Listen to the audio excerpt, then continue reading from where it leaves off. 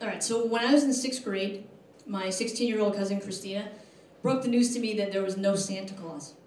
And I cried like a baby.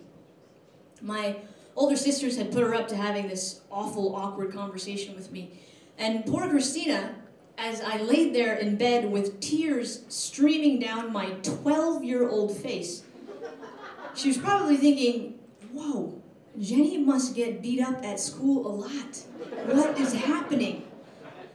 But, you know, to be fair, to say that she broke the news to me is not entirely accurate. I had suspected that there was no Santa for a long time. You know, my peers at school had talked trash about him for years, and the handwriting in his letters back to me mysteriously resembled the handwriting of one of my sisters one year.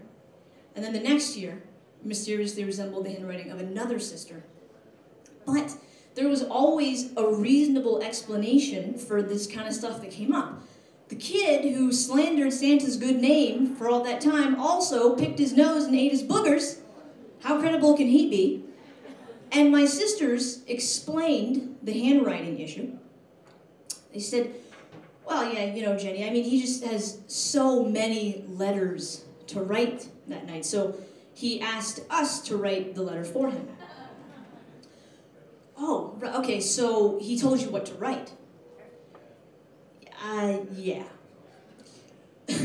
But really, what always quenched any tinge of doubt that I ever had was my intense desire to believe in the magic.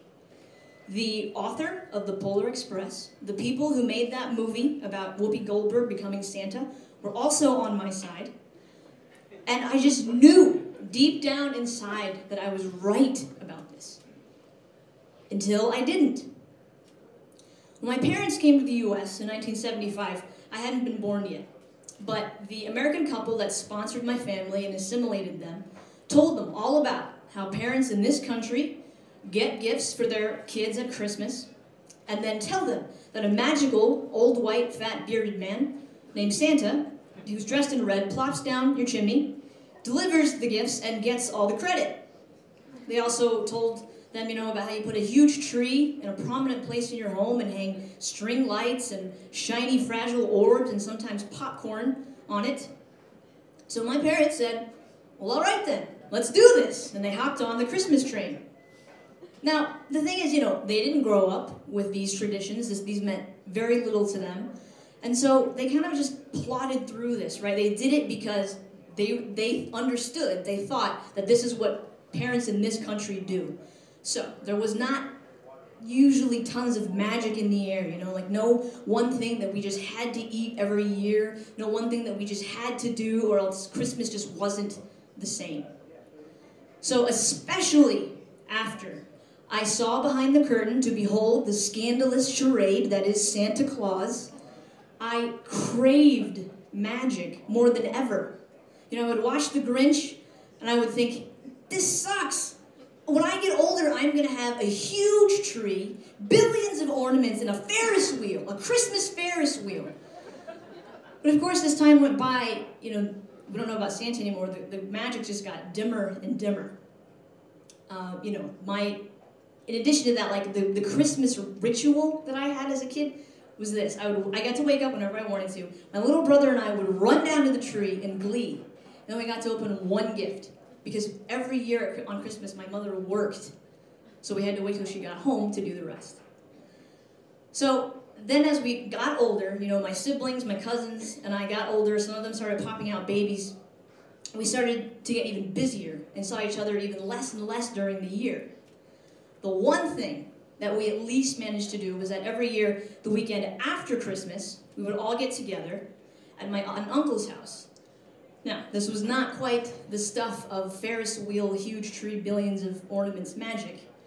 One year, my aunt did not even know the name of my cousin's husband, so she wrote on the gift tag, Mark, and then she crossed it out.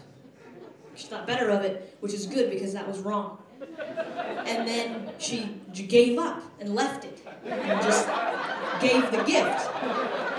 So this guy got a gift addressed to not Mark, which is technically right. So whatever. Another year, my other aunt got my mom a hardened bag of sugar as a gift. I don't even know what to say about that.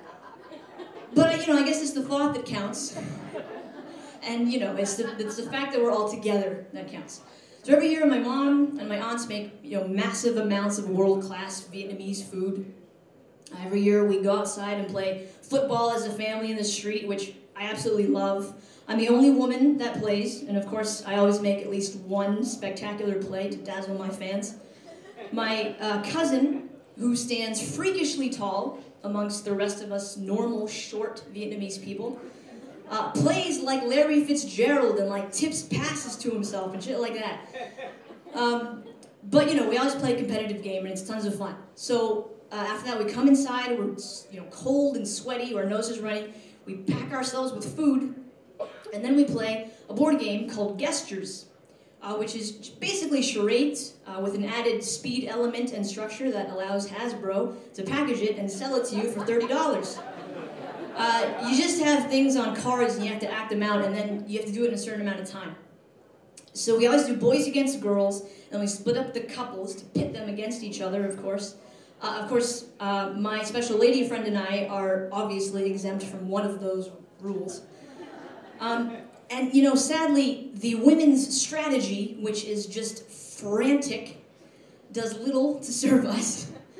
One year, my aunt, during her turn, removed me as a potential guesser by looking at me directly in the eye with a crazed look as soon as the timer started, and then poking me wildly in the chest with her pointer finger and her middle finger. And after, I didn't even know if this was part of the game. And after many incorrect guesses, like person, girl, shirt, sternum, she then put me in a headlock and pulled me towards her and then pointed those fingers at my head. Now, to be fair, we maybe should have gone in with that one. We didn't. It was hostage. This is a gun. Another year, my sister, during her turn, once the timer started, grabbed her breasts and then motioned something around her backside and then got on the floor and did the worm. She removed all of us as potential guessers during that turn because none of us wanted to say what we were thinking as there were children present. So we all just kind of stared at her with our heads cocked. We didn't get that one either. It was mermaid. And see, that's the thing about charades. When you're up there and you're acting, you think that what you are doing is very clear.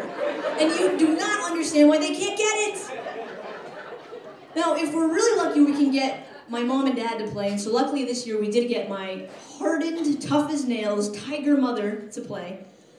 Now, okay, the thing is, when we play to this game is that sometimes little kids want to come up and act something out. And so what we do for that is we get an adult to take them aside and coach them on how they're going to act out their stuff.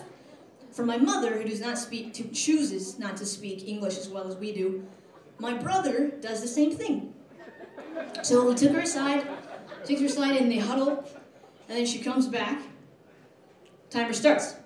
First thing she does is she reaches for the sky, kind of like she's a superwoman who can't quite take off. So we're yelling stuff. Fly, take off, fly, soar, fly. Because people do that too. Jump, Superman, nothing. And she just keeps doing the same thing, which kind of looks like a modern dance routine now. Finally, my sister out of nowhere yells, airplane. Yes, it was airplane. It's airplane. Next card. She takes her finger and makes it stiff and brings it close to her face and rubs her other fingers, kind of like this. And someone guesses, no. My lady friend guessed that. That's what she guessed.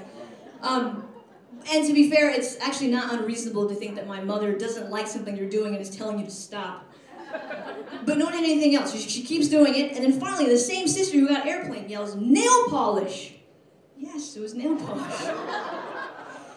Last card, next one. She puts her hands on her hips, and she does a slow squat. She kind of ends up on her tippy toes. She does that, she just keeps doing that over and over again. Squat!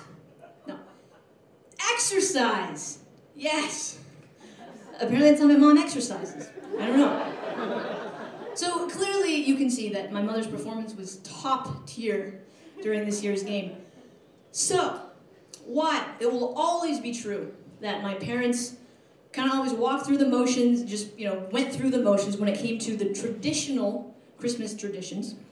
Turns out that the traditions of good food, my family being together, and being in football, let's not forget football, and being in on the charade are the definition of magic.